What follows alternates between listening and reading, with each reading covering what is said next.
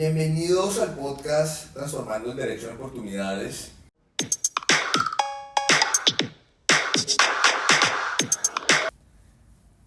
Esta ocasión vamos a dar seguimiento a la sesión anterior, en la cual habíamos aperturado una serie de conversaciones acerca del contrato de interventoría, principalmente el contrato de interventoría pública sometido a las reglas del Estatuto General de la Contratación de la Administración Pública. Y pienso que por ahí podemos empezar esta sesión del podcast. ¿Por qué? Es necesario que desde el momento en el cual se pretende determinar las características, las particularidades, el alcance y las competencias del interventor,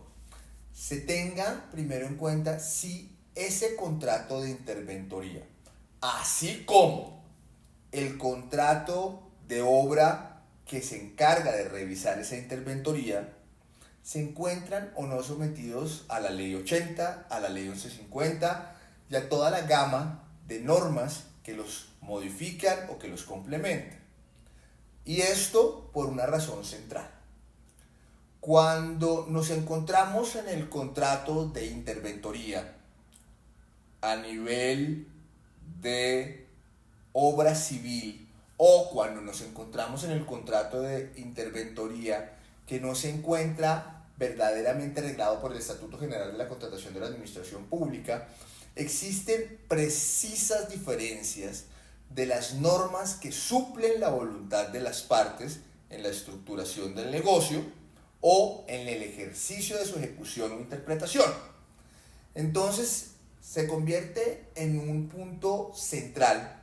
establecer si el contrato está arreglado o no por el Estatuto General de la Contratación de la Administración Pública o si, por el contrario, solamente se somete al ordenamiento del derecho privado, en el cual, evidentemente, el espectro de las partes para arreglar las funciones, las particularidades, las competencias, las actuaciones que deberá llevar a cabo el interventor es mucho más amplio que cuando se encuentra en el marco de la Ley 80 de 1993 y demás normas concordantes. Esto nos lleva evidentemente a tener que hacer, además de la reflexión primaria, la segunda acerca de las funciones y las facultades en el marco de los contratos estatales. Lo primero es advertir una característica esencial que aparece particularmente en el contrato regalado por la Ley 80 y es la imparcialidad. El contratista interventor, si bien tiene un vínculo con la entidad que lo contrata, debe actuar de manera objetiva. No puede favorecer ni al contratista ni a la contratante.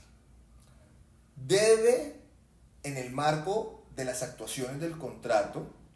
sujetarse a criterios técnicos de cada una de las especialidades que conforman el encargo que contractualmente se le ha hecho para ejercer la revisión, la vigilancia, el seguimiento a ese contrato ya de obra u otro que requería conocimientos especializados y que por ende fue necesaria su contratación para la constatación del ejercicio propiamente de ejecución. Entonces, no necesariamente porque exista un vínculo contractual con la entidad, el contratista interventor está obligado a seguir todas las pautas, órdenes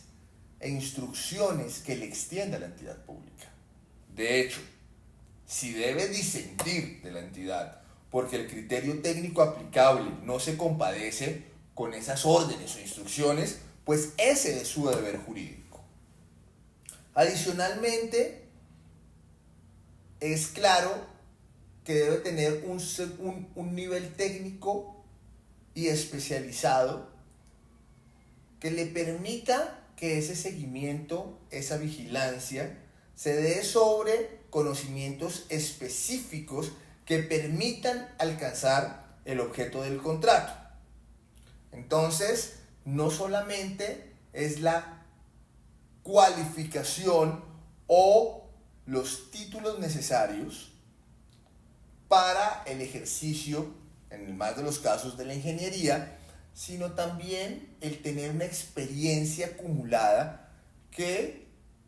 lo autorice, que le permita evidenciar, que le permita anticipar ejercicios durante la ejecución del negocio que se le ha encomendado vigilar, y también que le permita corregir al contratista de obra, tanto como avistar a la contratante posibles circunstancias que no permitan la satisfacción del objeto del contrato. Una tercera característica corresponde a la autonomía técnica, y esta debe mirarse en conexión con el criterio de imparcialidad, pero mayormente referida a el entendimiento por parte de este contratista interventor, que si bien debe seguir las directrices de la entidad, lo cual es imposible que no realice, no solamente porque contractualmente está establecido, sino porque la dirección como tal de la ejecución del contrato de obra descansa en muchas de sus competencias en la entidad estatal contratante, pero lo debe hacer con una salvaguarda, y una salvaguarda en un criterio técnico o profesional especializado. Es decir, que las decisiones que tome el contratista interventor en el marco del negocio son decisiones que se fundan en el criterio profesional y no en las directrices, órdenes que hayan sido impartidas por la entidad pública para la ejecución del contrato. Revisadas entonces estas características de la interventoría, es muy preciso advertir cuáles son las facultades y las funciones del interventor. Y para hablar de esto hay que dividirlas en tres momentos principales. Hay unas obligaciones precontractuales, hay unas obligaciones durante la ejecución del contrato y hay otras obligaciones postcontractuales. Cuando hablamos de las actividades precontractuales, realmente corresponden a cargas que cualquier tipo de negocio jurídico, es decir, contrato, le impone a una parte. Cargas de sagacidad, cargas de debida diligencia, cargas de verificación y entendimiento del negocio. Pero en el marco de ellas pueden surgir algunos deberes jurídicos específicos, como en el caso, por ejemplo, de contratos de obra en los cuales existen escenarios de ajuste, complementación, modificación y apropiación de diseños que han sido previamente entregados por la entidad contratante. En esos casos, cuando adicionalmente se requiere tramitar una licencia posteriormente a esa apropiación, ajuste, modificación, optimización o aún inclusive elaboración de diseños, debe la pericia técnica del contratista interventor anticipar escenarios en los cuales sea necesario que su conocimiento técnico aviste la posibilidad de que no se lleve a cabo el negocio jurídico, ya sea porque las modificaciones que se están introduciendo por el contratista o que se pretenden introducir vayan en contra de la ejecución del negocio jurídico, o ya porque los insumos que entregó la entidad contratante realmente no pueden ser sujeto de apropiación, deben realizarse completamente, o porque normas jurídicas que tienen directa relación con usos del suelo, para el ejemplo, no permitan, así existan esos diseños, la ejecución de actividades de obra. Entonces, en esos casos particulares surgen para la interventoría obligaciones en esta etapa precontractual. Ahora bien, normalmente todo su ejercicio, que es la vigilancia, el seguimiento de la ejecución, se va a agotar durante la ejecución del contrato, es decir, durante ese plazo que va desde la celebración del contrato hasta la terminación de la obra o el vencimiento del plazo para la realización de la misma. Y principalmente hemos identificado una serie de facultades y funciones que debe cumplir en esta etapa el interventor. La primera,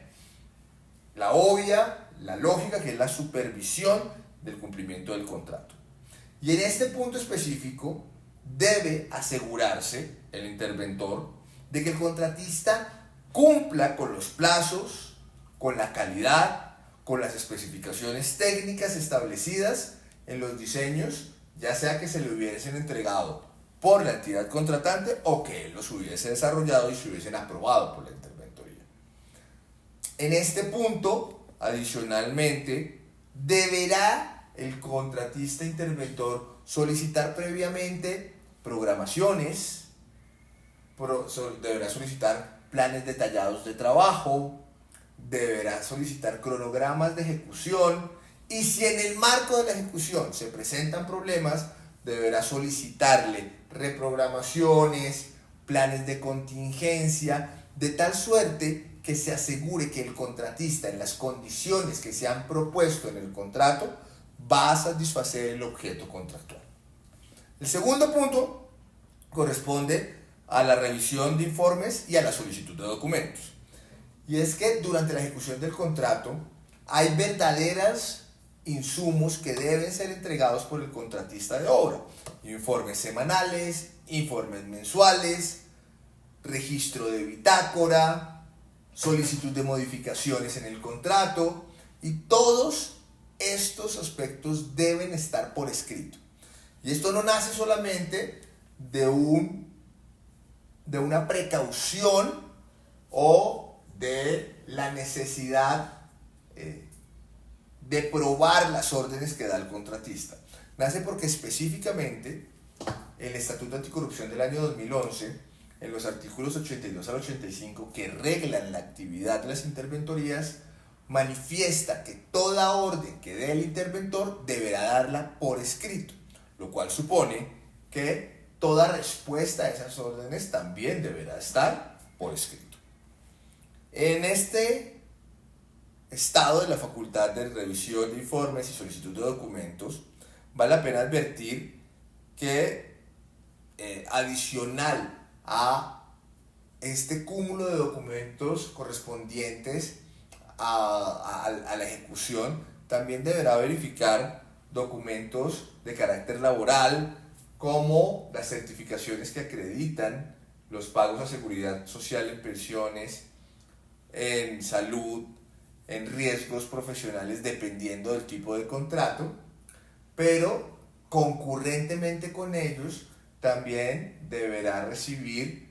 todos aquellos insumos necesarios para realizar el pago de las actividades que se consignan dentro de las actas de avance de obra, con el propósito de que el expediente contractual esté completo, pero adicionalmente que se pueda verificar la ejecución total del proyecto. Una tercera característica que separo de la anterior, pero que es básicamente también la esencia del seguimiento que realiza el contratista, es la autorización de pagos. Y esta autorización de pagos corresponde a la aprobación, a dar visto bueno a las actas que presenta el contratista cuando se cumplan los condicionamientos que han sido debidamente pactados en la cláusula de pagos. Una siguiente facultad sumamente importante y que nace precisamente también de las normas consignadas en el Estatuto Anticorrupción del año 2011 es la necesidad de informar a la entidad pública. ¿Y de qué debe informarle a la entidad pública? Bueno, de toda circunstancia que pueda alterar el normal desarrollo de los trabajos que le fueron encomendados al contratista de obra. Situaciones endógenas o exógenas al contrato que puedan repercutir en mayores tiempos de ejecución, en la no ejecución en las condiciones pactadas del objeto contractual, en la necesidad de modificación por circunstancias imprevisibles que dan lugar a la necesidad ya de la suscripción de una prórroga o ya de la suspensión del contrato. En el entretanto se soluciona o se solventa una situación que afectó la ejecución del negocio. Esta facultad de informar a la entidad pública debe ser realizada de forma minuciosa por la interventoría, y es uno de los errores que mayormente se presenta hoy en la ejecución de este contrato, por cuanto las interventorías se abocan al cumplimiento de las obligaciones que tienen que ver con el seguimiento técnico del contrato, olvidando la necesidad de anticiparse a cualquier circunstancia que pueda impactar negativamente el desarrollo del contrato. Y finalmente, la obligación de requerir correctivos al contratista. Y es que debe exigirle al contratista de obra ajustes, correcciones o inclusive la demolición de los trabajos realizados si estos no cumplen con lo que ha sido debidamente pactado. Estas condiciones se refuerzan dentro de las características y dentro de la descripción que el artículo 83 de la Ley 1474 de 2011 ha hecho o ha dispuesto respecto al interventor en vigilancia de los recursos públicos. En la próxima sesión vamos a adentrarnos mayormente en el ejercicio de las facultades postcontractuales e iremos a algunos ejemplos en los cuales la toma de decisión y la discrecionalidad del contratista interventor se hacen fundamentales para llevar a feliz término la ejecución de un contrato estatal. Mil gracias donde estén y un abrazo muy grande.